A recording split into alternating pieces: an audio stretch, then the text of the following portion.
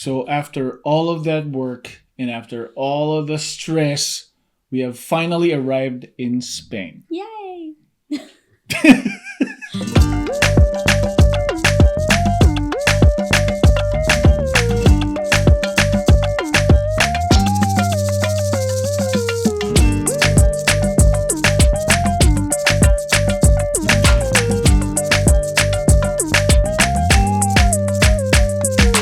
Today we're talking about like arriving in Spain, like our first impressions. First thing that we did was check into this app. It's SPTH, which is the Spanish health declaration form. So to have your QR code ready, I think you're required to be either vaccinated or have a negative COVID test. So we made sure that we were able to do that. You can only log on 48 hours before your arrival in Spain.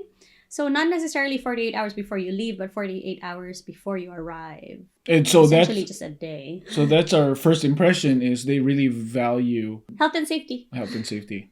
Second thing though, I really was surprised at how easy the whole immigration process was when we finally landed, and they checked the QR code and then they checked our passports, they checked our visas. They didn't have any questions at all when we arrived at passport control. They didn't care that we had a dog. Yeah, He nothing. just showed our passport and our visa. He stamped it and he let me go. That was it. I didn't have to explain anything, which was like a breath of fresh air. If you have gone through other immigrations as a Filipino, I think you understand what I mean. So that was really nice. Same goes for when we brought Fifi through customs. That was also very easy. So that was another like, wow, that's it?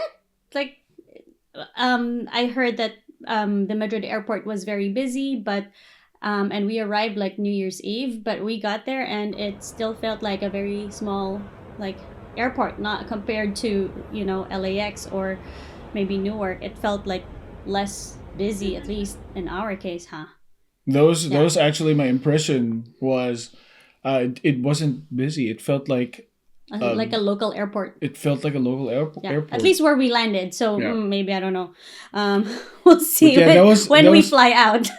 That was a little nerve-wracking because we were walking and suddenly there's like nobody. Nobody there. Yeah. Like Yeah, we were so- left yeah. behind because we exited the plane without the dog because we wanted to get the stroller ready, and then they wouldn't let us back in the plane because they're like, hey.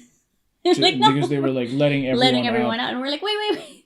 Our dog So is we there. had to get the dog and then put her in the. So Right. we were like last, and there was Yeah. nobody, and even Behind going us. through immigration, going through the QR We were codes. like the last ones picking up our luggage. We were the last ones there. So I mean, which was actually okay because then we didn't feel like we were caught up in that whole the whole plane. You know, we were at the very tail end of it. So we kind of like started our Spain journey with like just taking our time. Taking our time. I think that we was weren't rushing. important. Yeah. But the third impression was we didn't know that the stores they close early. so us taking our time was really a little bit risky. But thankfully the car rental they just didn't have like enough signs that was in English. The Enterprise kiosk inside the airport was closed. It was And like, we're like, where the hell do we go and now? there's no like English sign, so we had to like just ask. So, but like, yeah, I mean, we could have found it if we looked closer to it. We just, because we saw from afar that it was closed, so we're like, oh no, where do we go? But we should have gone to that kiosk to see there was a sign that said, just go to this parking lot to get your car. So that was another impression. Was another thing that surprised us was not there's not a lot of like English words or speaking people. Fortunately, there's one guy from the cell phone store who spoke English. So I think most of them, well, because they're at the airport, I think they did, but it was still very limited. We still had to use Google Translate for some of them. Like I asked the lady, do you do hotspot? And she didn't know what hotspot was. And then she said like, oh, para compartir. And then I'm like, I don't know what compartir meant. So what did it mean? share. Oh, sure. Okay. So Yeah, I mean, it's they will speak English at the airports. They will be very helpful, but don't expect everybody to be at the same level. It'll be very different. But I mean, it's nice that we could, at least for the first part where we landed, get some things going. So we got SIM cards and we got the car rental, and then we drove from Madrid to Valencia. Well, good thing is the car rental people, they spoke English, so it Right. was easier trying to deal with those things. But other than that, it was a little tricky because when we got to getting the car, I forgot that it was manual. We knew it was manual transmission, but I didn't know. Haven't driven a manual transmission in 14, 15 years. So Yeah, and I didn't know how to reverse in Europe. So it was a different reverse. Right. So I had to figure it out for about 2-3 minutes, and I was like blocking the way. Yeah, That they was didn't fun. explain how. That, and then also, good thing that we did port our numbers, because the enterprise had to call our US phone lines because to get a hold of us, because that was what we used for the reservation. So we didn't have Alright. SIM cards. When we got Spanish SIM cards, we enabled our data, and Google Voice was able to receive messages. So yeah, they're very important to port the phone and get a SIM card right away. There is a cheaper, if you're arriving in Madrid, go to the one where the lost luggages are. It's cheaper over there to get the orange cell phone or SIM card. The orange SIM card, it's about $25. So it's actually cheaper outside of the airport, just right by the enterprise parking lot. Yeah, just make sure. Well, that's the other thing is, if you're not doing roaming with your phone company, make sure you buy SIM cards because you're going to need that for You're gonna need it. your For GPS, for navigation, for translation. So for a lot of things, for looking things up, for receiving emails, they save paper here, so they try not to print anything, so everything is like emailed to you. So all of your receipts are emailed to you. All the information is on your phone. So definitely, like, they're very tech savvy. So as soon as we figured out the whole fiasco of buying the SIM cards, and because she was going in and out of the airport and and I had to bring Fifi to the bathroom and make sure she pees and poops and everything. After figuring that out, we started our journey, Right. driving from Madrid to Valencia. Which is a 3.5-hour drive for Paul. And it was fun because going really back to nice. manual transmission, it was great. We just had looking at all these things. You couldn't Right. believe that we were in Europe. If this is your first time watching this video, it's our first time in Europe, and we moved to Spain permanently. So that was such a fun experience until jet lag. Until hit. We really got tired. So and there are toll roads. So we took the toll roads, and you can pay by cash. You just have to look for the one that says manual, because that means there's a person there, there's a teller. And we had some cash, we had some euros on us, so that's what we used. Which was another tip, is make sure you have You cash have some with euros with you, at least at the beginning. It was just easier that way. And then we saw a sign, I think at Castilla and La Mancha.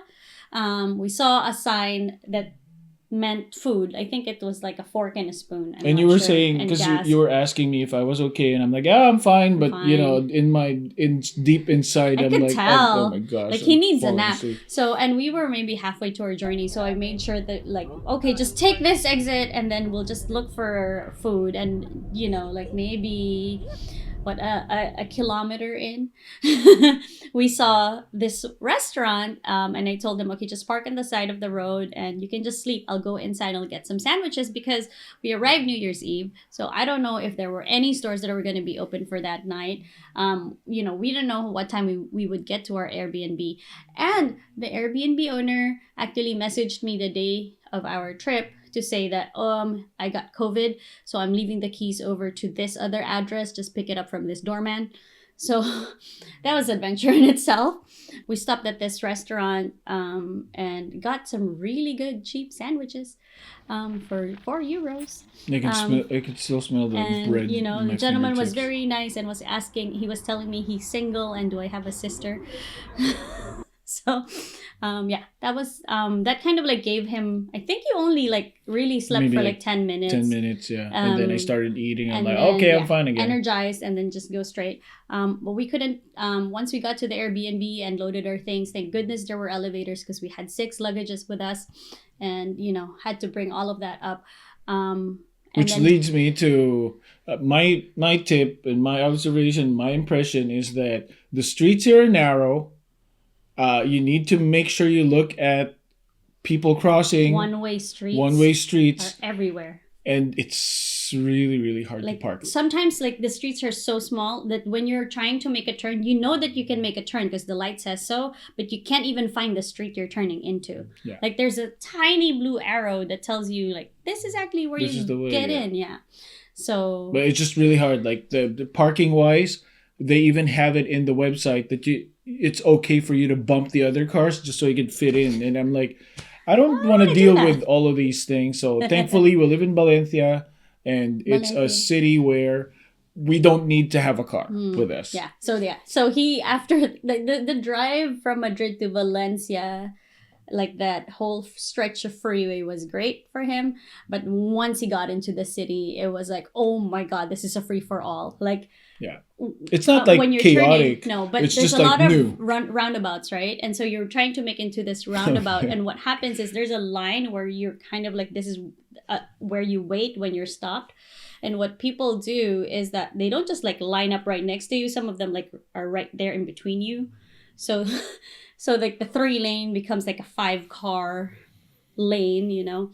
So Yeah, but it's still organized. it's still Like very organized. They don't It's a very honk, Manila driving. They don't honk their No, horns. very Yeah. Manila aggressive driving, I think. Yeah, In smaller streets. So But they don't like force their cars. Mm. They just still line up. right. So yeah, so that was like a like, whoa, what are we gonna do? Like So- don't crash the car. Yeah, it's really a great experience. Yeah. So these are the things that our first impressions, tips, or whatever. Just make sure that you bring your QR code. You have your QR code ready for the what's it called? SPTH dot SPTH QR code ready when you get to the airport. They need to scan that. Make sure that you kind of like brush up on your Spanish a little bit or have Google Translate ready because there's not a lot of English going around Right, yeah, if you're an English speaker. Right. Like right after you cross that airport, you're like, sorry, like it's not going to be that easy for you to navigate without having to like at least Spanish 101 or any beginner Spanish to help you get by. Because we're Filipino and our language is Filipino and English. So Spanish for us is like a little bit yes, Familiar, but more no. But really, no. So that's why we took Spanish classes. We tried to learn Spanish over the summer before we left. But yeah, you need to make sure that you have something, a translator or a brush up on your Spanish a little bit. Courses, yeah, will really help. The third impression or tip is the stores, they close early because of siesta. So make sure you're ready for that. A lot of We've been here for 2 weeks now, and we still don't know like the actual hour Or, when like- they close and they open. So like it really sometimes like the varies. banks are open till 2:30, but if you want a teller, they're only there till 11 in the morning. Like they can only help you until 11 in the morning. The rest of the time they're doing other things. So Right. yeah. The fourth tip is the fourth thing that you need to be aware of is the cars are mostly manual transmission. I think you could request for like an automatic transmission. But it's rare. But in Europe, it's just mostly manual, so you And- have to know how to drive manual. Yeah, and the streets are very narrow. It gets very confusing once you're in the city. I mean, over freeway it's fine.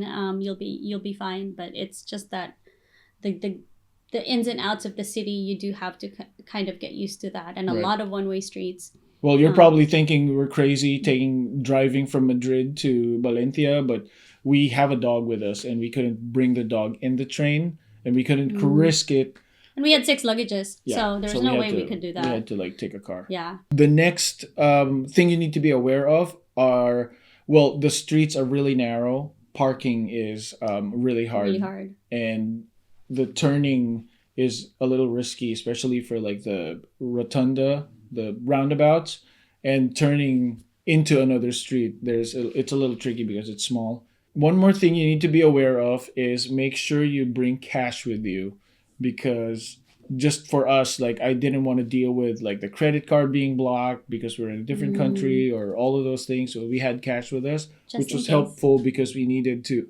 gas up the car before we returned it, and we needed to pay for toll and stuff. Buy SIM cards and all that. I mean, we just felt like it was a safer transaction overall. Last, Spanish people are very helpful, and they were very patient with us when we had to figure out if we can pay for parking overnight.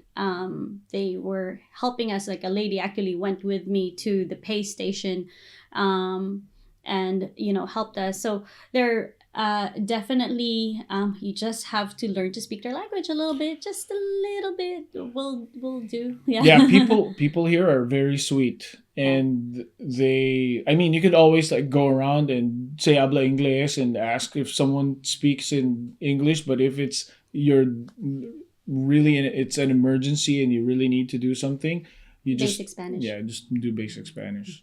I think it's gonna help you. They will help you if they can. Yeah. So hopefully this video helps you out. This was a video about our first impressions. For me, it was the things I was kind of like expecting but still didn't expect to happen. But hopefully it helps you out. If you have any more questions or if you have opinions about what we talked about, we'd love to hear it from you in the comment section below. All the links are going to be in the description for the QR code and stuff. And hopefully we see you in the next video. Thanks. Adios. Hasta luego. Hey everyone. Oh, we're ready? Wait, Oh shit. Okay. let her first.